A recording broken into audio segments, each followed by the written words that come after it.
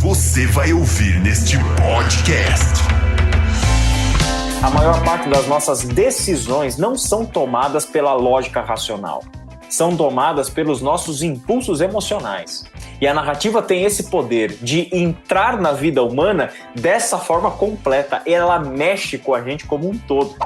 Se alguém lê tudo ao contrário, começa do meio, vai pro fim, depois pro começo, ele não vai entender, não só ele não vai entender, como ele não vai passar pela experiência da narrativa, que é emocional, né? Que é sentimento. Tudo aquilo que o Ocidente conhece como base de contação de história, de literatura, é bíblica. É a partir da construção da narrativa bíblica.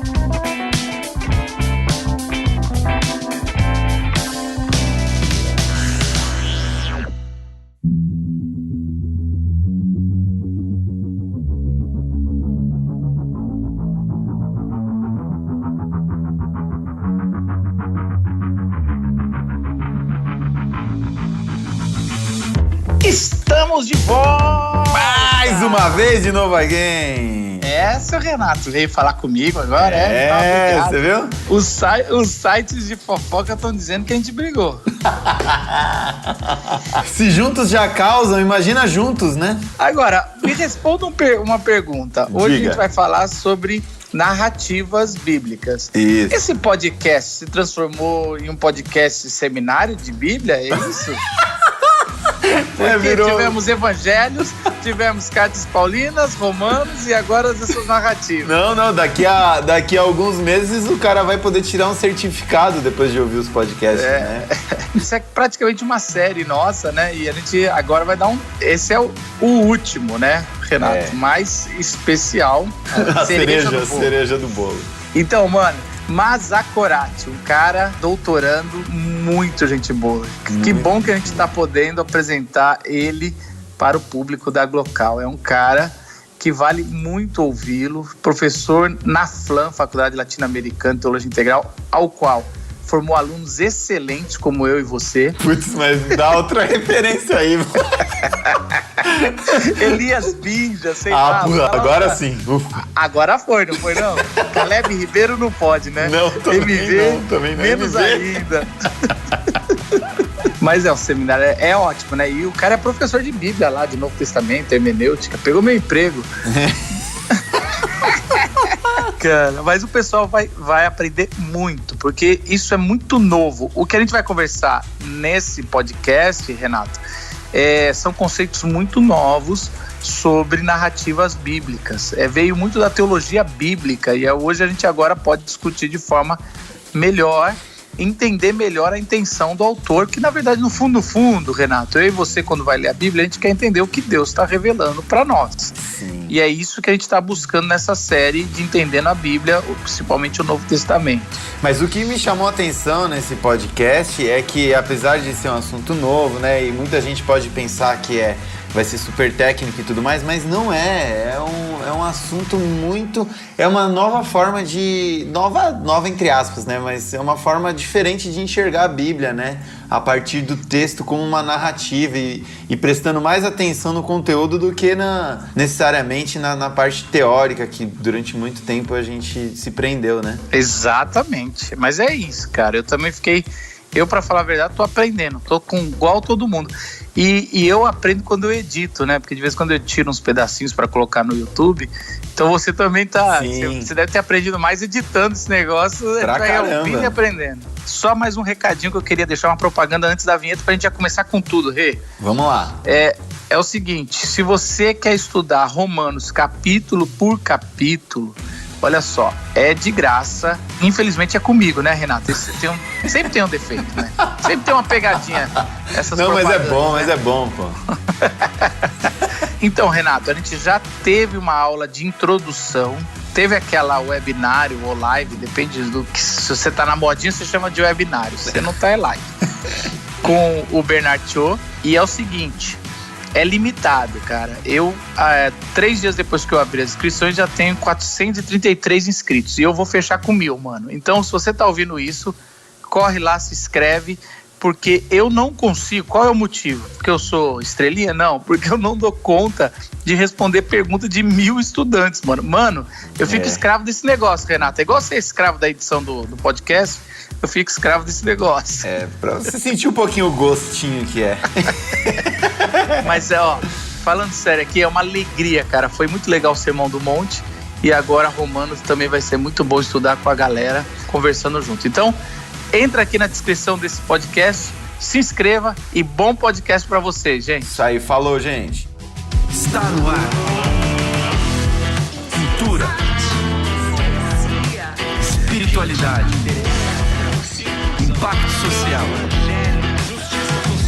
Local Podcast.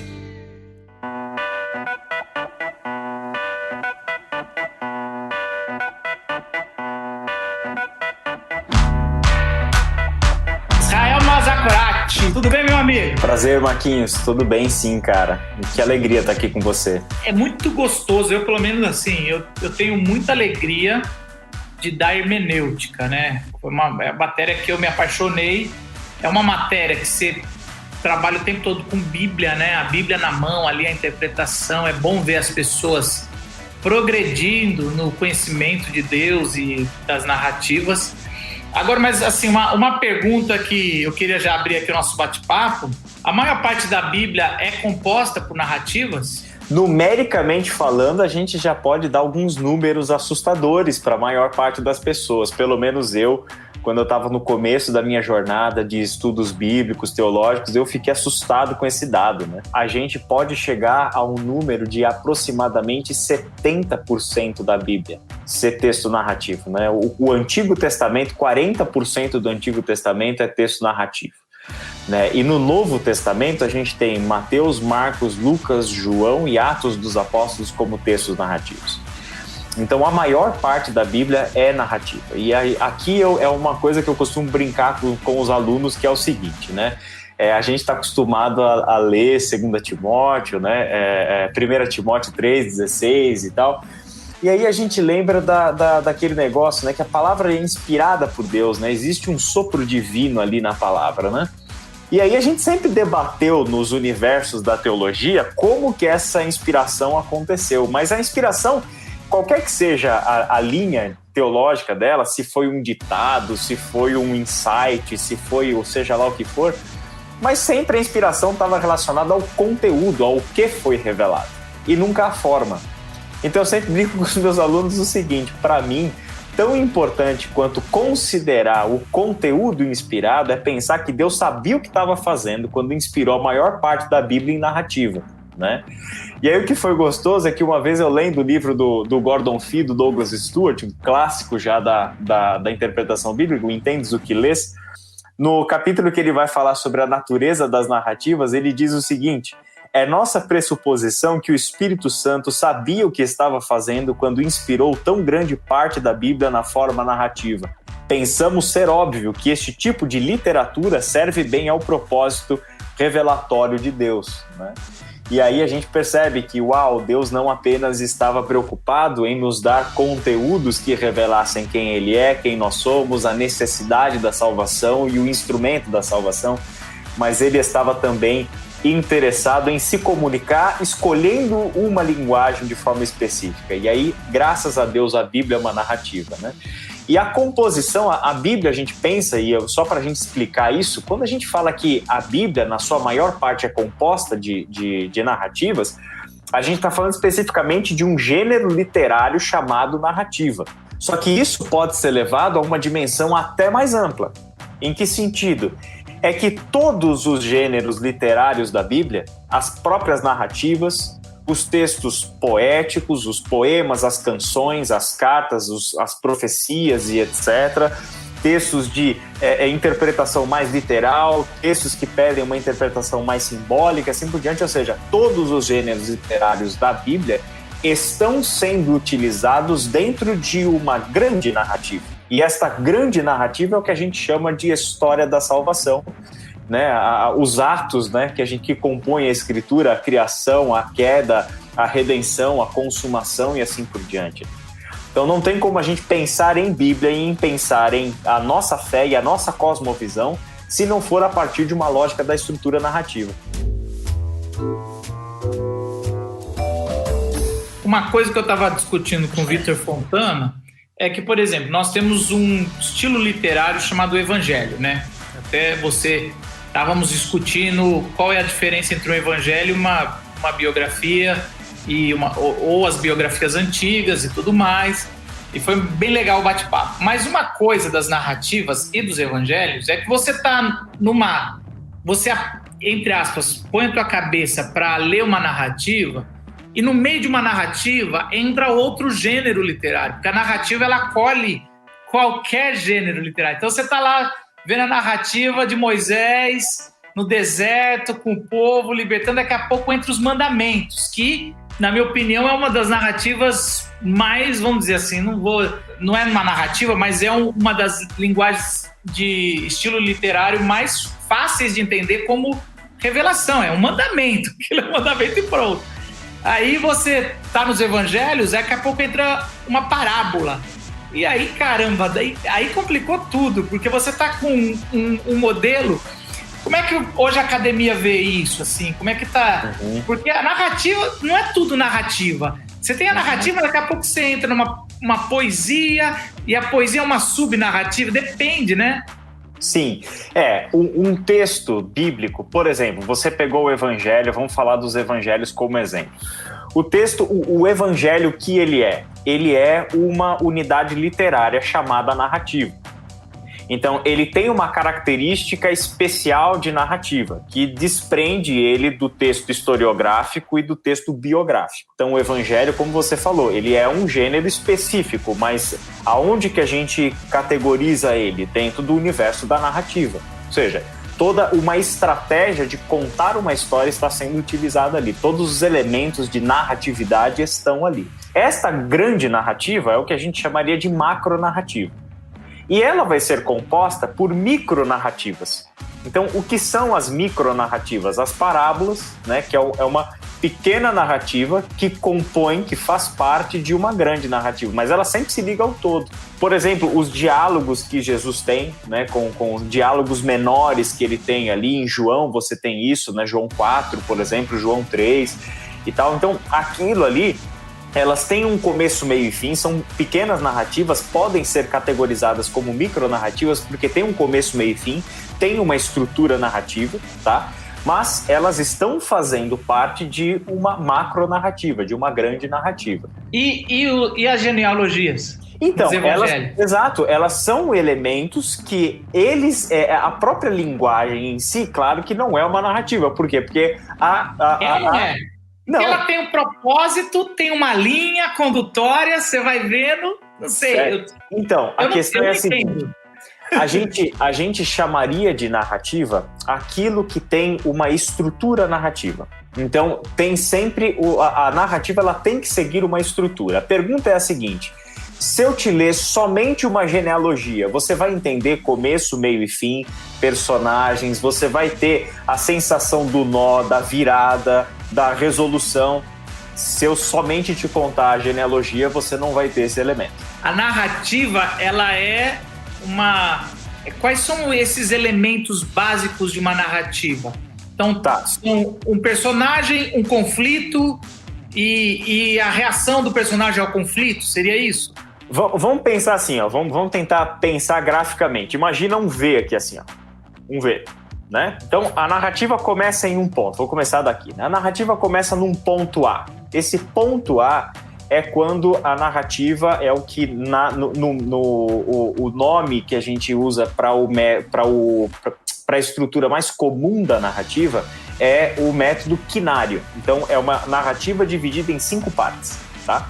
Essa primeira parte é a apresentação, é aonde o cenário vai ser dado, os principais personagens vão ser apresentados e um problema já vai ser dado. Então, por exemplo, o livro de Ruth. O livro de Ruth começa com, olha, na época dos juízes houve fome na terra e uma família de Belém foi para Moabe, e aí dá os nomes, etc. E ela termina já dando um clima. Existe um problema a ser resolvido. Que problema é esse? É que morreu todos os homens da família. Morreu o marido, morreu Quilom, morreu Quilion e Malom, e aí ficaram as viúvas. E ali a gente tem um problema. Esse problema, na narrativa, ele vai para um ponto B, que é o que a gente vai chamar de nó. Ou seja, aquele problema não pode ser resolvido ainda, porque se você resolver o problema, acabou a narrativa. Então, esse problema precisa ser intensificado. Então, o que vai acontecer? Os antagonismos vão começar a aparecer. Aquelas questões de conflito, de divisão, de separação, personagens vão entrando na história e aquilo que já era ruim vai ficando cada vez pior. Esse é o nó, né? Até que aconteça o quê? Uma virada. Né? Então, essa virada ou o evento transformador é quando você chegou no ponto do V aqui embaixo. Então, o nó foi te levando cada vez mais lá para baixo e o ponto C da narrativa é acontecer essa virada, esse evento transformador. Esse evento transformador é quando acontece alguma coisa que muda completamente a narrativa da sua trajetória. Ela deixa de ir para baixo. E a partir do evento transformador, ela começa uma guinada que vai levar a sua narrativa para o desenlace. Então, se o ponto B é o nó, o ponto D é o desenlace. Né? É quando esse nó vai sendo dissolvido por causa do evento transformador. O que leva a narrativa para a sua conclusão, que é o ponto E. Né? Esse ponto E da narrativa é o oposto do início. Então, por exemplo, o livro de Ruth. O livro de Ruth começa com morte. E o livro de Ruth termina com o nascimento de Obed. Então, começa com vida.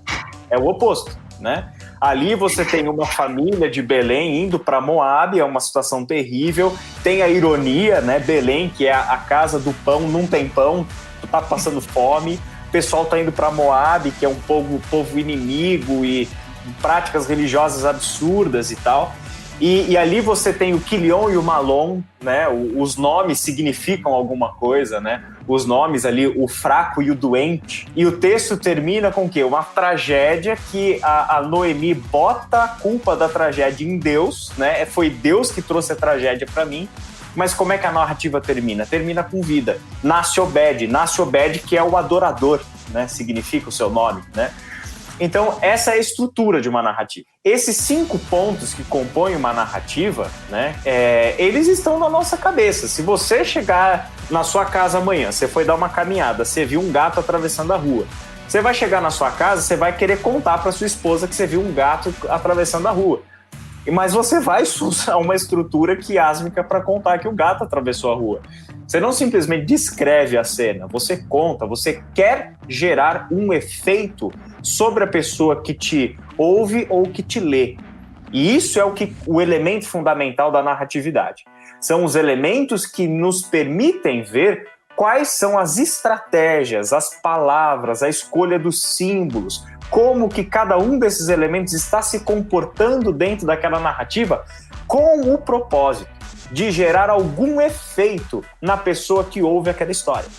Então, uma genealogia, seja nos evangelhos, seja nas crônicas, elas estão fazendo parte de um elemento que toda narração tem, que às vezes é uma descrição. Entende? Então, quando a narração para te descrever um quarto, descrever uma cena, descrever uma situação e etc. É um elemento de autoridade, às vezes, dependendo de onde... Vamos falar de onde vem. Esse cara é filho de tal cara. Você sabe Exato. Que eu até dei uma saidinha assim, eu saio da tela aqui, eu fui ali... Eu lembro que eu estava vendo um curso de storytelling, né? E eu fiquei apaixonado pela vinheta de entrada dos vídeos. E a vinheta devia ter 7 segundos, 6 segundos. E a vinheta era a seguinte, era um abismo, e começava a musiquinha, o personagem só tinha a silhueta dele, ele chegava até o abismo, olhava, virava de costa, voltava, daqui a pouco ele vinha correndo, pulava com a perna aberta, parava, dava o pausa e via o nome da empresa. E a vinheta de 6 segundos tem uma narrativa em si completa, um storytelling. Você tem o conflito, você tem a desistência, depois você tem e aí ele pula e ainda não acaba, né? Porque que ele tá dizendo, é isso que a gente vai fazer, não precisa nem ter o complemento. A gente ficou, será que ele vai chegar ou não? Eu fiquei encantado, porque assim, as pessoas, você explicou com uma genialidade incrível, mas na prática, A parada é muito simples. O tempo todo ele tá fazendo narrativas, começo, meio e fim. E ele tem. E eu lembro quando eu aprendi sobre esse cara, agora eles traduziram, né? A Vida Nova traduziu o Paul Scott Wilson no 4 Page of Sermon. Eu estudei com o Adrien, né? Depois eu fui substituí-lo na Vila. Ficou traduzido como as 4 páginas do sermão, né? Você chegou a ver eles traduziram ou não? Porque o material você deve conhecer. Eu cheguei a ver. Eu não li ele, não tenho esse livro, mas eu sei qual que livro que é e sei qual que é a tese dele. A tese aqui, que ele vai ensinar a pregar, uma técnica muito boa que às vezes eu uso. Mas ele estudou os roteiristas de Hollywood e ele vai contando isso. Só que você contou como um V, né? Ele conta com uma montanha até o clímax. Quando resolve o clímax, volta ao linear até uma outra.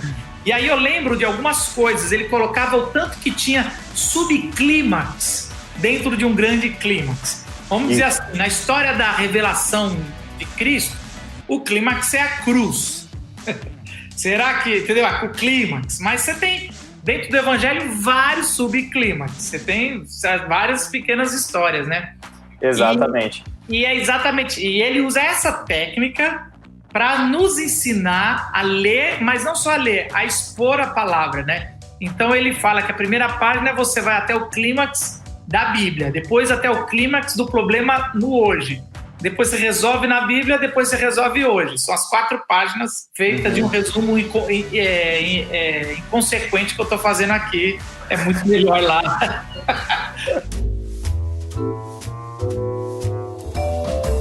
Estou colocando isso, que o tanto que é interessante, porque não basta só a gente entender que a Bíblia tem narrativas se a gente não souber ler e ainda mais, não souber interpretar, né?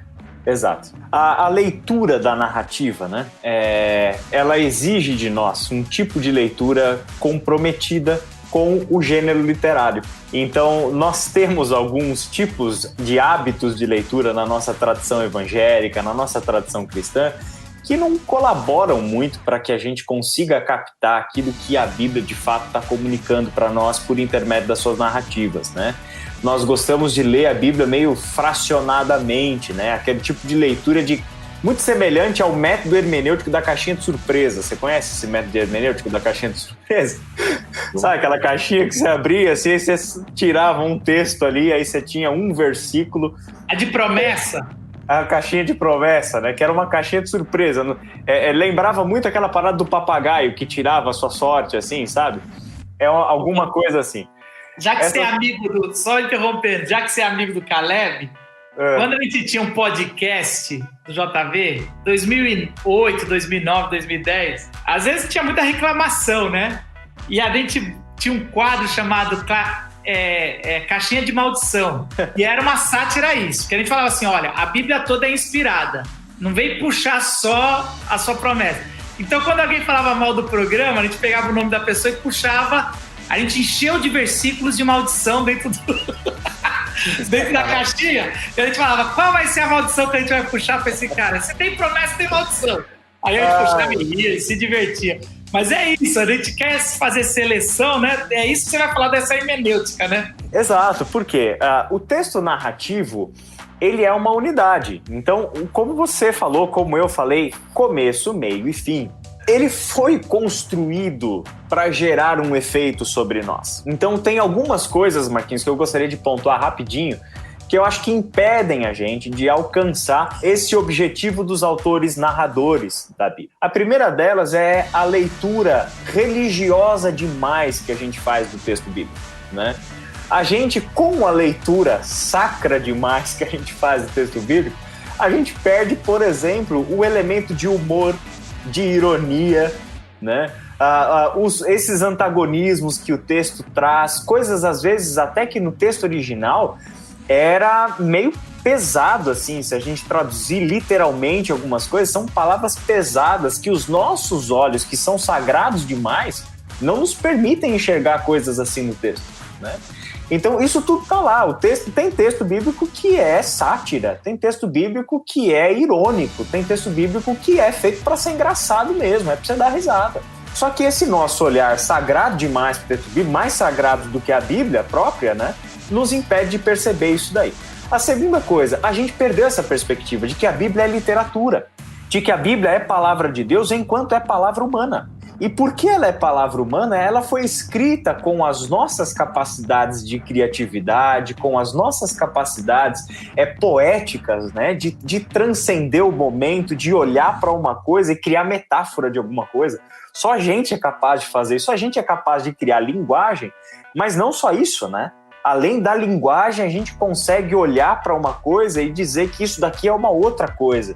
Né, fazer analogias, construir metáforas. A Bíblia é riquíssima nesse sentido. Então, esse olhar de literatura é o que a gente precisa ter para a escritura. E eu acho que essa perspectiva ajuda a gente a perceber o seguinte: se você vai, por exemplo, você tem um monte de livro aí atrás de você deve ter algum romance aí atrás de você. Imagina que você pega um romance, você vai lá numa livraria ou numa biblioteca, pega um romance de 600 páginas, você identifica 20 capítulos lá no sumário desse romance. Aí você tem uma brilhante ideia de não começar o romance pelo primeiro capítulo, mas você começar o romance pelo 16º capítulo. E aí depois que você leu metade do 16º do capítulo, você volta pro segundo capítulo e lê a segunda metade do romance, do capítulo 2 do romance. E assim você vai indo. Aí a pergunta que eu te faço é a seguinte: quando você chegar no fim de ler tudo, se é que você vai saber que você conseguiu ler tudo porque você leu tudo fracionado, o que exatamente você entendeu do texto? A mesma coisa a gente faz quando a gente pega aqueles planos de leitura da Bíblia que diz para você fazer o seguinte: hoje você vai ler Mateus 1, amanhã você lê Gênesis 1, aí depois você vai ler Mateus 2, aí depois Gênesis 2. Quando chegar no final de 30 dias, você leu Mateus, você leu Gênesis, mas não entendeu absolutamente nada, nem de Mateus e nem de Gênesis. Por quê? Porque você quebrou a sequência, a linha de raciocínio do autor. A gente não faz isso com romance. E por que a gente faria isso com a Bíblia? A mesma coisa com uma série. Você tem uma série de 10 episódios, você não vai começar do 8º episódio. Você vai querer ver na sequência. Por quê? Porque nós queremos ser surpreendidos pelo narrador. Nós queremos deixar que o narrador gere em nós os sentimentos, os pensamentos, as reflexões que ele intencionalmente quer gerar em nós. Então nós queremos ser surpreendidos. Nós queremos que aquele personagem que a gente não gosta, a gente quer ver uma transformação na vida desse jeito para no final a gente gostar daquele personagem. A gente quer isso, a gente espera. E a gente precisa deixar que o narrador faça isso do jeito que ele planejou fazer isso. Entende? É muito interessante quando ele se apaixona pelo bandido, né? Não é verdade? Na verdade, não é por acaso. Alguém fez isso, né? Quando você tá assistindo Casa de Papel, você se pega torcendo pelos assaltantes. Você fala, por que eu tô torcendo pelos assaltantes? Ah, não, esse mundo capitalista é injusto. Mas você fala assim, cara, uma coisa justifica. Exatamente. Às vezes eu venho aqui porque tem tanta coisa que tá vindo aqui na minha cabeça, você falando, vários gatilhos. Não, fala. Primeiro é esse. Se você lê errado as narrativas, que nem você fez, é genial isso aí. Os caras ficam mandando plano de leitura. O plano de leitura é o cânon, mano. Quer dizer, alguém fez Exato. A igreja escolheu. Essa é a discussão. Se Mateus não é o primeiro evangelho, se a carta aos Romanos não é a primeira carta, você tem um plano de leitura já feita, no mínimo, pela igreja histórica. Exatamente. Então tem isso. Uma coisa que você acabou falando, eu falei, ele falou assim: se alguém lê tudo ao contrário, começa do meio, vai pro fim, depois pro começo, ele não vai entender. Não só ele não vai entender, como ele não vai passar pela experiência da narrativa, isso, que é emocional, né? Que é sentimentos. Isso. Que tá levando. Você tem o clímax. Se você lê o clímax antes, o clímax não deixa de ser clímax, né? Exatamente. Você não sabe por que tá. Até mesmo, Marquinhos, e aí é uma crítica que eu faço não somente a esse hábito de senso comum de leitura bíblica que a gente identifica no nosso meio, mas é uma crítica que eu faço, Marquinhos, aos nossos métodos mais acadêmicos e centradinhos de leitura da Bíblia. Que entender a Bíblia para as pessoas significa um processo puramente cognitivo, racional. Só que a narrativa não mexe só com a cabeça. A narrativa mexe com o coração. A narrativa provoca emoções. E aí a gente vai descobrir o seguinte, cara, coisa que a neurociência hoje está descobrindo, coisa que a psicologia moderna já vem dizendo para nós, a Bíblia já sabia disso e já fazia isso há séculos, há milênios, que é o seguinte: nós somos mais dirigidos pelos nossos desejos, pelos nossos sentimentos e pelas nossas emoções do que de fato pela nossa razão. A maior parte das nossas decisões não são tomadas pela lógica racional, são tomadas pelos nossos impulsos emocionais.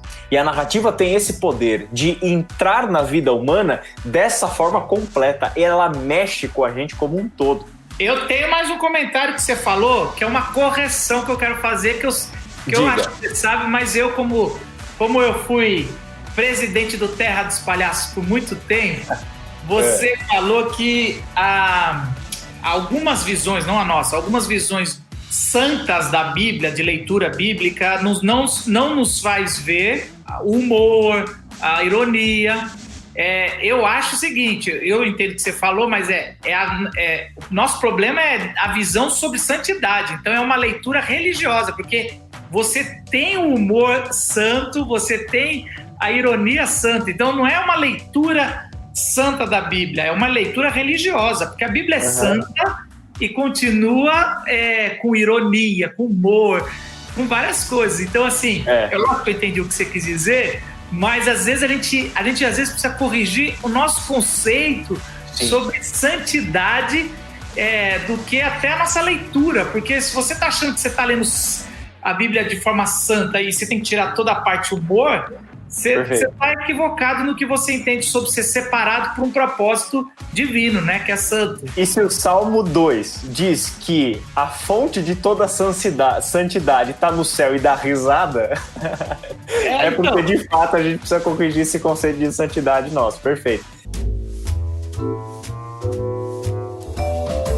Quando você pega o texto de 2 Samuel, capítulo 11, você tem a famosa cena do pecado de Davi, né? Com Batseba e tal, né? Aquilo é uma micronarrativa, né? Então, é uma micronarrativa que está dentro de um texto maior, que é a obra, né? Primeiro livro de Samuel e tal. Dependendo da nossa abordagem histórico-gramatical, histórico-crítica, o trabalho do cronista, o trabalho do deuteronomista, nesse caso o trabalho do deuteronomista, ou seja, uma obra historiográfica maior. Mas aqui o que é interessante nessa micronarrativa, ela começa de um jeito fantástico, né? Olha, na época em que os reis iam para a guerra, Davi ficou no palácio, Davi ficou em casa. E aí essa micronarrativa vai contando para nós o que Davi fez, até chegar na tragédia generalizada. Ter que mandar, depois de muitos nós, né? Ter que mandar Urias para frente da batalha, o sujeito morrer e tal. E aí entra em cena, no capítulo 12, aquela história de Natan. Presta atenção nos níveis da narrativa, né? Você tem a narrativa, que é o primeiro livro de Samuel. Você tem uma micronarrativa, que é essa cena de Davi, Batseba, Urias, Natan e etc. E você tem uma micronarrativa dentro da micronarrativa, que é a história que Natan vai contar para Davi dos dois. Vamos dizer que é uma nanonarrativa, que é menor que micro. É uma narrativa no nível celular já, né? Essa nanonarrativa, olha como é fantástico, cara. Natan, ele tem uma tarefa delicadíssima, né? Que nada mais é, Marquinhos, do que confrontar o rei, cara. É chegar pro rei e colocar o dedo na cara do rei e dizer o seguinte: o que você fez está errado em tantos sentidos. Se a gente pudesse caminhar no sentido de que linguagem eu vou escolher para confrontar Davi com o seu pecado. Então a gente podia pegar dos textos legislativos, que você falou que são tão diretos, né? São ensino na forma direta. A gente pode pegar o texto legislativo. Olha, Natan chegaria para Davi, nesse caso, e diria o seguinte para Davi: Davi, você, só de cara, você quebrou 3 mandamentos. O não cobiçarás, você cobiçou. Você quebrou o não adulterarás, porque você tomou para você uma mulher que não te pertencia. E você quebrou o mandamento do não matarás, porque o que você fez com o Urias foi assassinato. Então, de cara, você quebrou 3 mandamentos. A pergunta que eu te faço é a seguinte: você acha que Davi não sabia disso? Você acha que isso era uma surpresa para Davi? Ele sabia exatamente. Quando eu peco, eu sei o que eu fiz de errado. Quando eu faço besteira, eu sei quais são os mandamentos do Senhor, que eu deixei de vigiar, fraquejei naquele ponto e cometi o pecado. Eu sei. Então Davi também sabia. Então Natan tem que escolher um jeito de tratar a questão em Davi que toque ele aonde verdadeiramente ele precisa ser tocado. Que não é no conhecimento. Conhecimento ele já tinha. Ele precisava ser atingido no coração.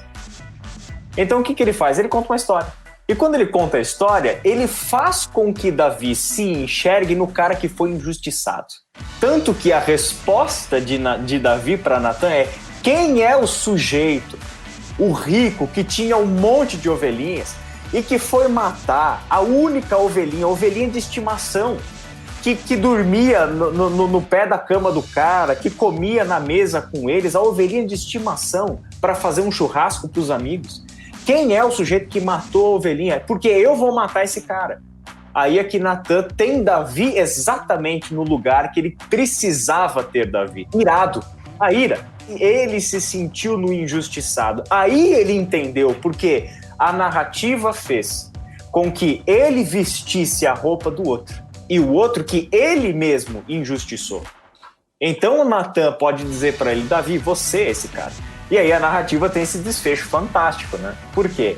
Porque a narrativa, essa linguagem tem esse poder e é isso que ela quer gerar em nós. Agora, para pensar que coisa linda, Marquinhos. Pensar que todas as vezes que nós vamos deixar João conduzir a gente a entender quem é o Cristo segundo o seu olhar, segundo a sua perspectiva, nas estratégias que ele escolheu, com os diálogos que ele escolheu, com os milagres que ele escolheu, no movimento da narrativa que ele escolheu. Quando a gente está fazendo isso, o que Deus está fazendo conosco? Ele não quer só te encher sua cabeça de conteúdos e informações. Ele quer te tomar pela mão e mostrar a identificação sua com o Cristo, com os personagens. Ele quer que você se veja no Nicodemos, quer que você se veja na mulher samaritana. Ele quer que o Cristo esteja ali propondo para vocês um modelo para imitação, né? Então, a mimesis faz parte do processo narrativo, né? É o único jeito de imitarmos, e é o meio pelo qual somos educados enquanto humanos. É por intermédio da mimesis, que é o processo de imitação. Então, para isso, desde a poética de Aristóteles, antes de Cristo, muito antes de Cristo, a narrativa é o método, a linguagem por excelência para comunicar valores, formar identidade, formar cultura, transformar pessoas. Esse é o método por excelência. Cara, é isso que Deus está dando para nós. E é interessante que você me falando aí, me veio duas coisas que a gente até discutiu nos webinários passados. Primeiro, é como a gente pensa que por muito tempo a igreja pensou, principalmente depois do iluminismo, que Deus só se revela com a razão, né? E depois a gente foi vendo, através dos teólogos bíblicos, que não, Deus se revela com os sentimentos, né? É exatamente isso que Natan fez com Davi. Não adianta ele ir com a razão, porque a razão já estava garantida, mas faltava Davi sentir o que Deus estava sentindo. Então, várias vezes, Deus se revela, não é muito pela razão, não é que ele não é irracional, mas é mais que a razão, é o sentimento. A gente falou ontem de Deus falar para Abraão sacrificar o seu filho. Não tem muita razão se você for olhar, ainda mais no começo, que Deus estava se diferenciando dos outros deuses que sacrificavam os primogênitos, mas a não ser Abraão sentir, Oséias tendo que casar com uma prostituta. Então tudo isso não faz sentido na razão plena, a não ser que você sentiu que Deus. E uma segunda coisa foi que nos últimos séculos, últimos 2 séculos, cai o dogma que a teologia sistemática tinha levantado por séculos, que Deus não sofre, né? E hoje já é discutido isso, se Deus compartilha esse sofrimento. Então, não tem nenhum texto que fala se Deus sofre ou não sofre tão claro. Então, não, Deus, sofrimento é coisa de homem, né? De criação. Mas hoje a gente sabe que se Jesus sofreu e Jesus é Deus, no mínimo, ali já tem sofrimento. Mas também pode ser assim, Natan, vai lá compartilhar, só que ele tem que sentir a raiva que eu tô de investir na vida dele como homem de Deus, como alguém, ele fazer isso. E outra coisa que tem muito a ver com o que você está falando, Você usou um exemplo agora há pouco sobre romance, né? De você pegar e não pegar. Também esse método nosso, não só de ler a Bíblia em partes, mas só ler versículos. E aí a gente quer a micronarrativa ou a nanonarrativa, mas muitas vezes, num princípio hermenêutico de que a Bíblia interpreta a Bíblia, você perde o sentido daquela narrativa porque você não leu a grande narrativa. Então você ficar só ali naquele versículo, vou pegar um versículo, é muito complicado. A gente tem feito um trabalho aqui na igreja, Marquinhos, de chamar algumas pessoas para contar a sua história. E para essas pessoas contarem suas histórias, eu dei para essas pessoas um roteiro, onde eu coloco diversas perguntas, onde nessas diversas perguntas, o que está subentendido ali, o que é? Uma estrutura narrativa. O feedback das pessoas é fantástico. Por quê? Porque ela sozinha, escrevendo as suas histórias, escolhendo as perguntas e respondendo aquelas perguntas, elas têm quase que um processo terapêutico, de saberem de onde vieram, o que aconteceu, que erros cometeram, aonde foram parar, aonde Cristo entrou na história dela, qual que foi a grande virada, o que teve de desenlace em Cristo dos nós do seu passado, tá entendendo? Tudo que elas experimentam nesse simples exercício é um processo narrativo. Quando você vai fazer terapia, o que o terapeuta exatamente vai te ajudar a fazer? Narrar sua história, olhar para o teu passado e te ensinar a narrar, te ensinar a pensar narrativamente sobre você mesmo, entendeu? Então, ela é universal, a estrutura narrativa ela é universal. Até mesmo porque, se você vai no cinema, senta lá, pega a sua pipoca, tudo bonitinho, lança o filme, e aquele filme quebra a estrutura narrativa, você sai do cinema reclamando, o filme foi uma droga. Ou você sai se achando burro, né? Porque eu não entendi nada do que aconteceu. Mas o que normalmente aconteceu? A estrutura narrativa foi quebrada. Ou a estratégia do narrador foi complexa demais que não te permitiu perceber a estrutura narrativa. Então, mesmo sem poder dar nome para as coisas, mesmo sem falar de situação inicial, situação final, nó, desenlace, virada, mesmo sem falar de nada disso, a nossa mente já está preparada para contar histórias desse jeito e para ouvir histórias desse jeito. As pessoas às vezes me perguntam sobre Marcos, mas onde você aprendeu a pregar? Olha isso aqui é um dos livros que mais me ajudaram, porque esse livro aqui, ele é de roteirista de cinema. O problema é que nasce uma vez a cada 50 anos um Tarantino da vida. E aí os caras, o problema não é o Tarantino, o problema é os caras que querem imitar o Tarantino e aí afunda um roteiro. Mas as nossas portais, a gente segue eu tenho um outro ali chamado Save the Cat. Você sabe o que quer dizer o Save the Cat no termo? Você vai ter que sair, ainda mais se você tem o doutorado, você não pode ficar só na teologia. Você tem que ir nesse campo que é maravilhoso. Você sabe o que quer dizer o conceito Save the Cat, o Israel? Cara, eu li isso no livro do Magui. Ou foi no livro do Donald Miller. Então porque é o conceito de roteirista, que você faz o seguinte, os filmes, padrão, o mocinho salva um gato, mas isso é um jeito irônico de se dizer, mas literalmente, eu acho que é em Máquina Mortífera. Você lembra aquela primeira cena de Máquina Mortífera que eles estão tentando desmontar uma bomba, os dois lá, e aí aparece um gato, tá atrapalhando, e aí eu tenho certeza que corta esse fio. Aí ele corta o fio e errado, começa a acelerar, e aí o personagem preto pergunta pro doidão lá, o que a gente faz? Ele pega o gato e sai correndo. E aí eles pegam o gato, sai correndo e explode o prédio. E outra cena também é mais ou menos assim, eles fazem um Save the Cat sempre absurdo. Ele tá lá pra ajudar um cara que vai suicidar, no final ele algema com o cara e pula, só que embaixo tinha um colchão. O que é o Save the Cat? Nos primeiros 10 minutos tem que ter alguma cena para você identificar quem é o mocinho e para você saber inconscientemente quem você vai torcer. Qual que é o Save the Cat da narrativa bíblica? É Deus com Adão e Eva. Você vê ali quem é o mocinho e quem é o vilão ali, que Satanás, ali no começo... Se você vai ler a Bíblia sem ver o Save the Cat, você não sabe em quem torcer. Perfeito. É mais ou menos muito isso. legal. É lógico que quando você vai sofisticando, o gato vai ficando mais escondido, né? Às vezes é só pequena boa ação, ainda mais esses protagonistas invertidos que tem. Mas é muito disso. Por isso que a estrutura está em todo mundo, né? Porque não adianta você inventar. Se você não der uma razão para eu torcer para o seu protagonista, eu não vou torcer para o seu protagonista. Sim, sim. E aí, o Save the Cat é tão poderoso, né? Esse conceito, que você se pega no meio de seriados torcendo, como eu falei, pro bandido às vezes, né? Assim, pro bandido. É porque sempre tem um bandido pior que o bandido, né? Agora, o mais legal é mostrar também que a narrativa bíblica não tem pegadinha do roteirista. É a história humana. Uhum. E é diferente, porque quando a gente começa... Uma das maldições de você estudar roteiro, a Natália que fala, eu sei quem vai trair. Eu falei, esse cara é o traidor. Na hora. Assim, pequena coisinha. Só quando é os caras muito bons, você não pega, né? Eu fico até com raiva.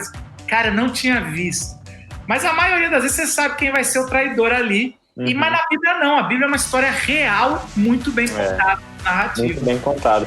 E assim, Marquinhos, o que a gente tem descoberto sobre o Save the Cat, eu tava lembrando agora, porque na verdade, o Donald Miller, ele escreveu um livro depois que ele lançou o Blue Like Jazz, né? Então, teve o Blue Like Jazz e aí ele foi convidado por um roteirista para fazer um filme em cima do Blue Like Jazz. E aí ele escreveu um outro livro, que foi a experiência dele ao contar a sua própria vida. E uma das coisas que ele foi fazer o curso com o Magui. Né? Ele e o roteirista foram fazer o curso de roteiro dele. E ali foi nesse livro dele que eu tinha sido apresentado esse conceito do Save the Cat. Mas é interessante a gente perceber que o texto bíblico, conforme toda essa grande quantidade assim, que a gente tem hoje de estudos da Bíblia como literatura, que assim, nós ficamos por muito tempo refém dos métodos diacrônicos de leitura da Bíblia, os métodos históricos, né? Onde a pergunta é pelo processo formador do texto, quais são as tradições que estão por trás de um texto bíblico, e assim, e a gente foi tão dependente dos métodos diacrônicos que a mensagem do texto propriamente dito a gente já a gente esqueceu, né, da mensagem. Está tão preocupado em como que o texto foi construído que a gente já nem lembra mais que tem uma mensagem a ser comunicada ali. A análise narrativa, ela entra no universo dos métodos sincrônicos de leitura da Bíblia, né, que ela precisa lidar com o texto propriamente dito. Então, o método semiótico, análise de narrativa e tal.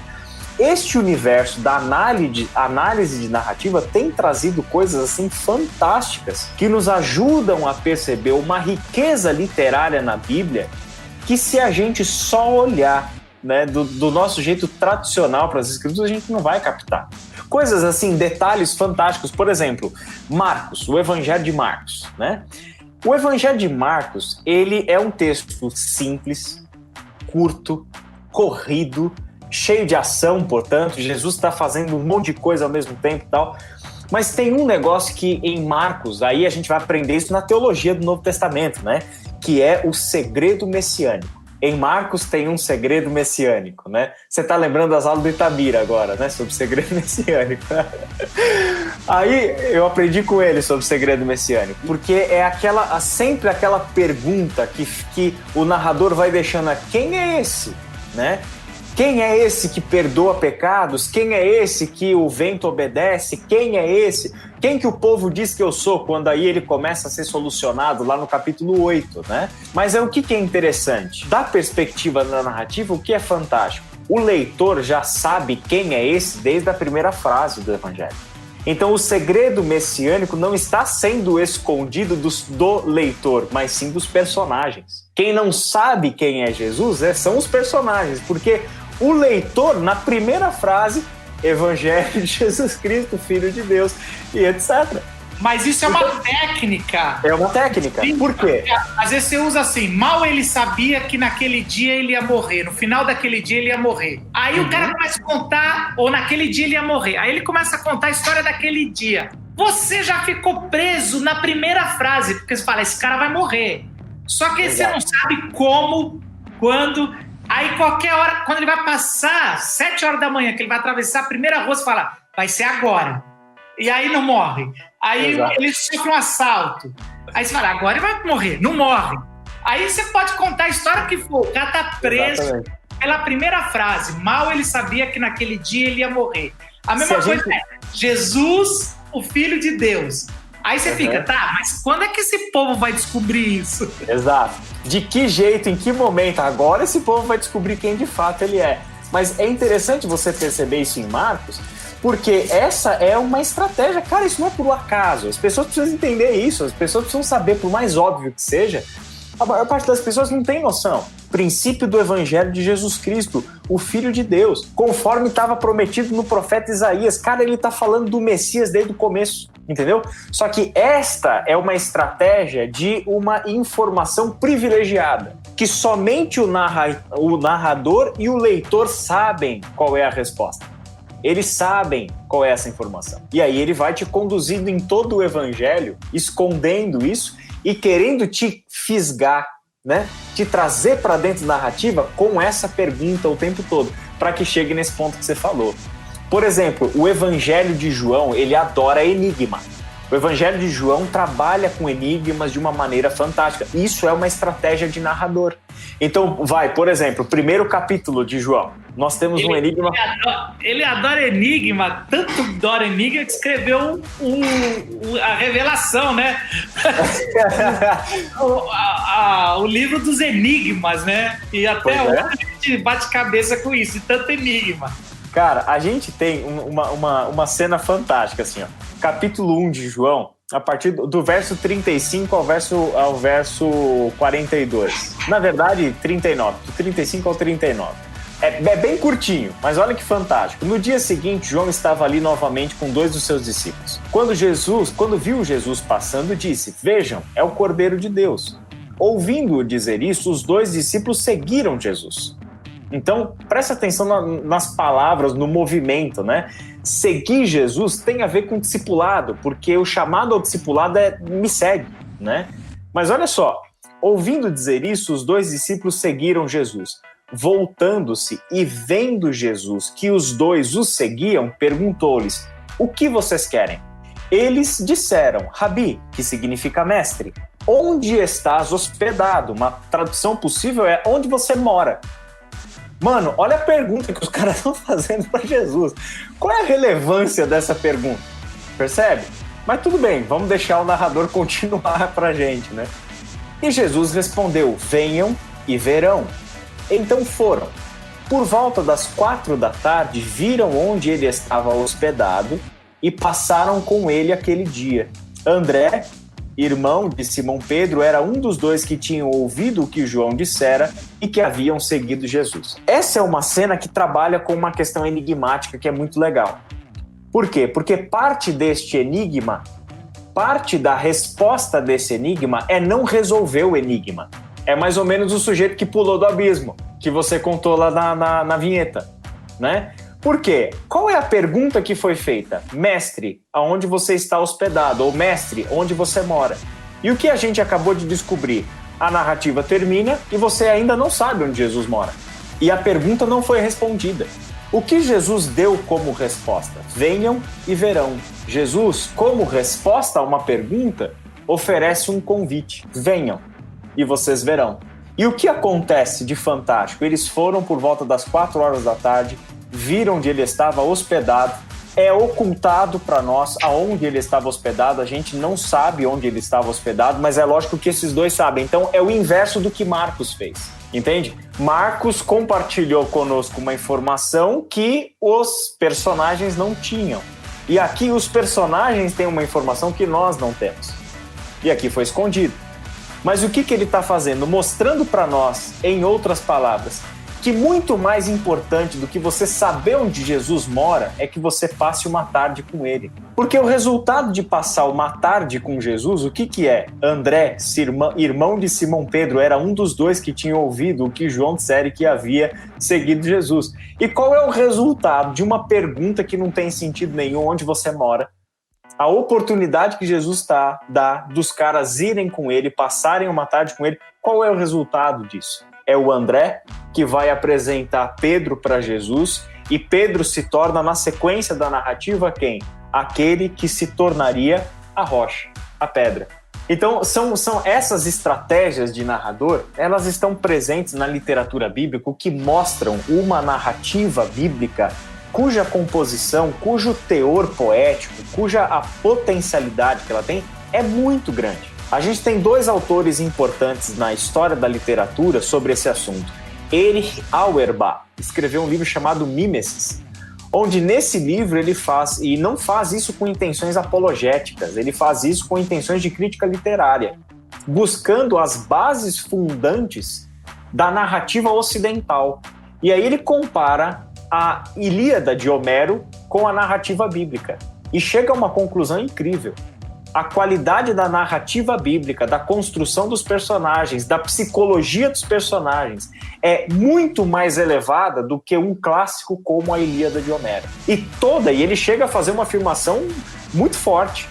Tudo aquilo que o Ocidente conhece como base de contação de história, de literatura, é bíblica. É a partir da construção da narrativa bíblica. Um outro crítico literário que tem um interesse muito grande, mas esse é totalmente focado na literatura hebraica, Antigo Testamento, que é o Robert Alter. A arte da narrativa bíblica é trabalhar exatamente com esse elemento. Ele tem uma tradução do Antigo Testamento cujo comentário de rodapé é de crítica literária. Não é exegético, teológico, nem nada. É só nota de rodapé mostrando quais são as estratégias da narrativa.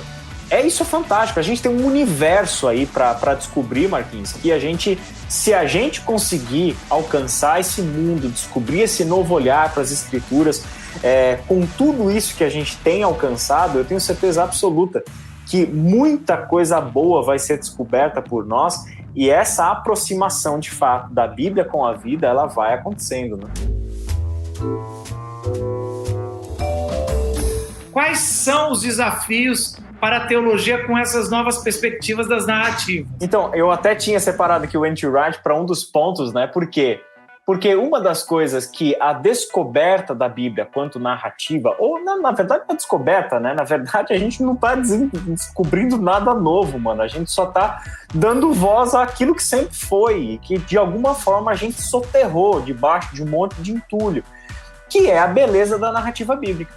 Então, por exemplo, aqui o Como Deus se Tornou Rei, do N.T. Wright, ele começa fazendo um questionamento que tem tudo a ver com a sua pergunta.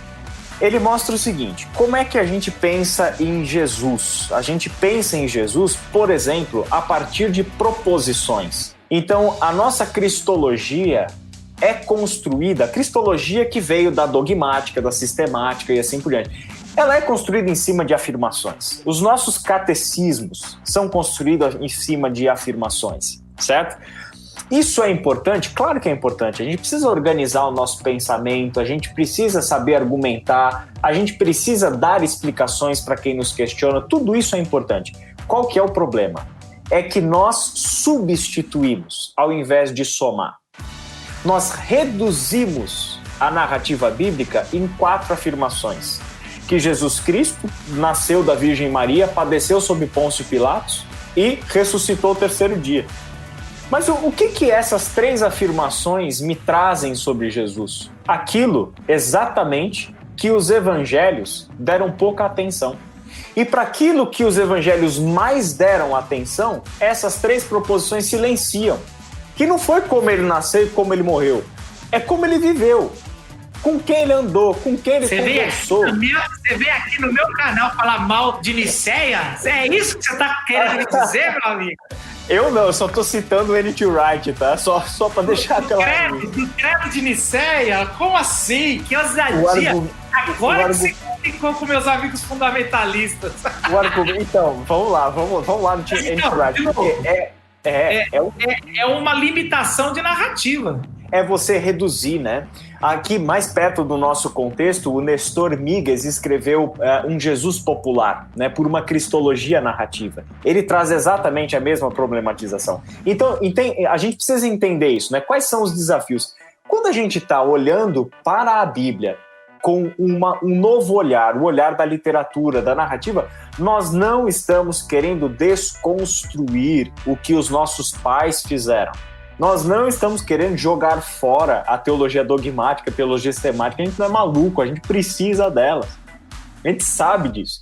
Mas nós precisamos igualmente, do mesmo peso que nós precisamos da sistemática, do dogma, das proposições, etc., nós precisamos olhar para o que a Bíblia diz e não silenciar o que a narrativa diz e do jeito que ela diz. A maior parte da narrativa é sobre discipulado, mas o nosso enfoque dela é totalmente filtrando tudo por uma perspectiva soteriológica. E a gente esqueceu que a maior parte das narrativas é Jesus conversando com as pessoas, entrando no cotidiano das pessoas, chorando por causa que o amigo morreu, entende? Protestando com relação às autoridades e poderes do seu tempo. Aquilo é o que está acontecendo o tempo todo. E aí a gente não pode silenciar isso, né? Quando você vai para o Evangelho de João, são grandes narrativas, são 7 discursos grandes.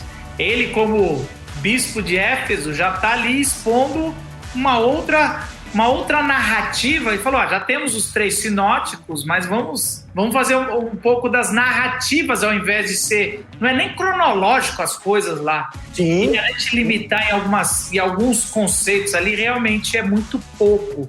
É diminuir a revelação que a gente recebeu.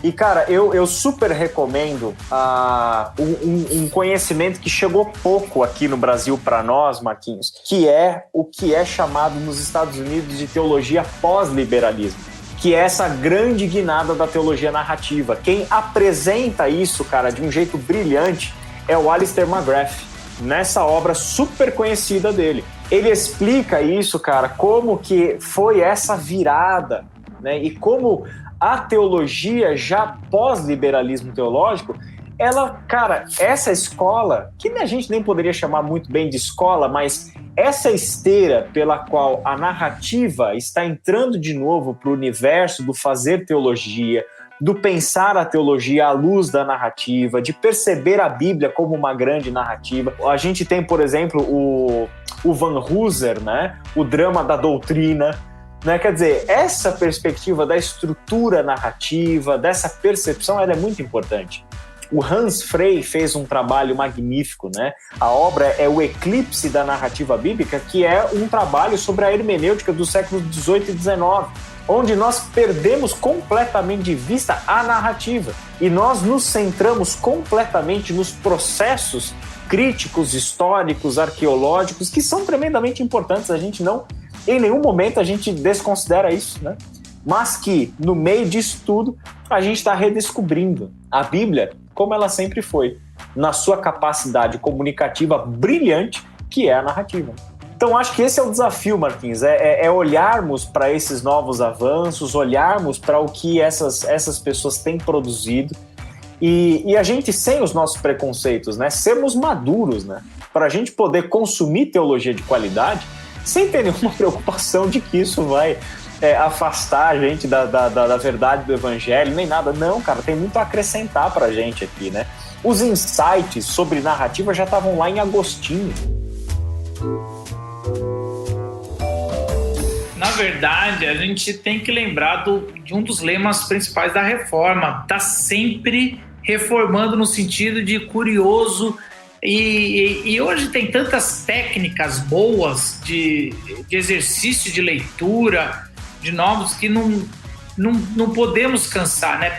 Pedro vai falar na sua carta que os anjos olham para a revelação e eles não cansam de se surpreender. Por que a gente cansa, né? Como se tivesse fechado. Às vezes eu vejo um dos meus amigos fundamentalistas, pelo anseio de não falar, de não extrapolar em alguma heresia, mas eles acham que está fechado a interpretação. O que está fechado é o cano. A interpretação tem que estar aberta, porque o tempo muda, a cultura muda, o leitor muda. Por que não vai ter aplicações da interpretação? O sentido é um só, mas é o que você falou, a gente por muito tempo menosprezou a forma com que foi escrita, né? Como diria o McLuhan, o meio que é escrito também faz parte da mensagem, né, cara? Sem dúvida. Separar isso. Sem dúvida. E eu acho que esse é o resgate, a gente ter essa beleza da Bíblia. Ela é tão rica, ela é tão ampla, que é um prejuízo, cara, olhar para ela somente de uma perspectiva, olhar para ela somente de um olhar, né? Entrar por ela, né, ou entrar nela somente por uma porta, né? Ela nos dá essa possibilidade, né, de levarmos aí tantas e tantos olhares, tantas e tantas perspectivas para a Bíblia, né? E estarmos conscientes de que se a gente faz isso, né, com uma atitude reverente, com uma atitude de que eu estou buscando a Bíblia para conhecer melhor a Deus, para obedecê-lo mais, para me surpreender mais, né, com a maravilha da sua obra redentora e tal, cara, não tem risco, né?